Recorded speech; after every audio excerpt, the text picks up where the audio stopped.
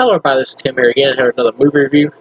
This time for Quentin Tarantino and Robert Rodriguez's movie Four Rooms, which is an anthology movie. If you don't know what an anthology movie is, it's pretty much a movie with like multiple stories like intertwined in it, whether just like separately non-connected or they're connected by a certain element or something. Kind of like what they did with Trick or Treat or even Pulp Fiction, really, the other Tarantino movie.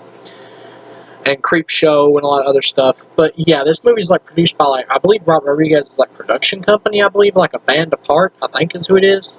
And this is pretty much a movie where you got Tim Roth as a bellhop, and he pretty much goes into like all these different rooms, and each one represents a different story that's written and directed by somebody different. Now, just to jump into this, just to give my rating for this, from 1 to 4, I would give this a 2-star rating. This is an okay anthology movie. It's nothing to write home about or really anything to go out of your way to see, unless you're just like a big like Tarantino fan or Robert Rodriguez fan. You just gotta see like everything they do. Then there's really not much of a reason to go out of your way to see this. Yeah, it's mildly entertaining for what it is. You get like the first story in the movie, which is just a bunch of hot chicks like showing their tits. It actually is pretty good entertainment. You got Madonna here of all people, actually. Well, when I say pretty good entertainment, it's not really well done or anything in terms of the writing. It's pretty much just like this coven of witches or whatever who are. It's pretty much like a joke segment where their tits are just like hanging out 24/7, and like the main chick is like super hot in this, like the main. Girl the story's centered around, and she has to like get some semen for the ritual, and so Tim Roth walks in and she pretty much has sex with him or whatever, and she's real hot and her tits are just like hanging out the whole time. That's really the only reason to watch this first segment.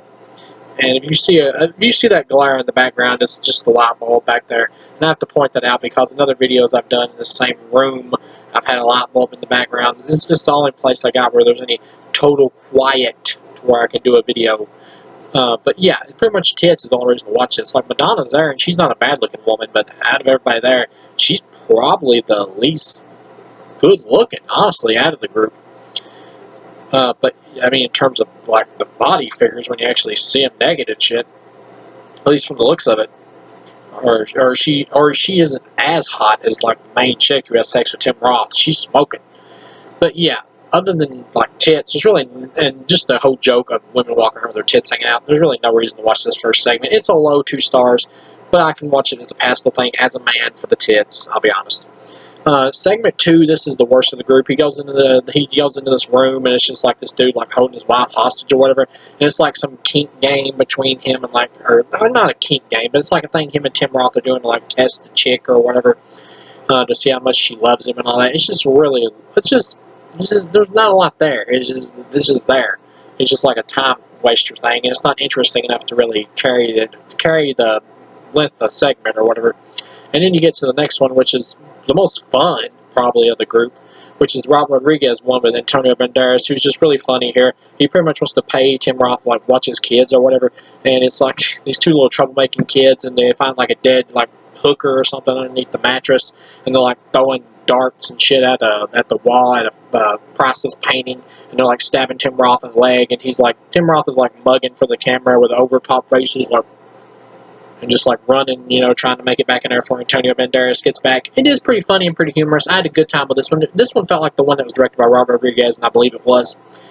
It has his charm to it, but the ending of it, it just kind of ends. There's really no ending. Like Antonio Banderas walks in, he's like, "Were the kids trouble?" And it's just like Tim Roth is like standing there froze, and the little girl's got like a needle in her hand, like she's about to stab somebody, and it just cuts off. So there's really like no real ending to it. It just stops. And then you get to the last story, which is the Tarantino story, which is Tim Roth going into the room. It's got Tarantino there. And this one it's the best written of the group in terms of a writing standpoint.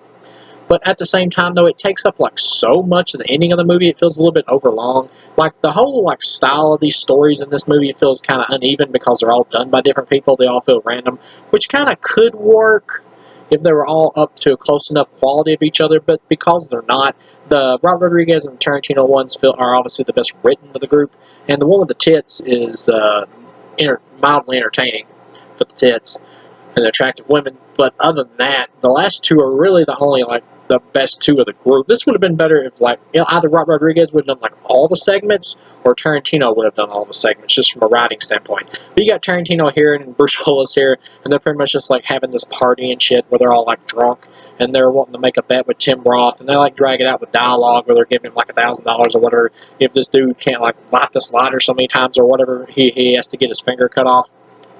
And it's like and the dude starts to do it or whatever, and Tim Roth just takes like the cleaver and just slams it down on the dude's pinky finger and chops it off, and just takes the money and gets the hell out of there. While they're all screaming like "F this" and "F that," as it goes off, because the big joke is like they were like bugging Tim Roth and getting him to do this, and they were all obviously drunk out of their minds.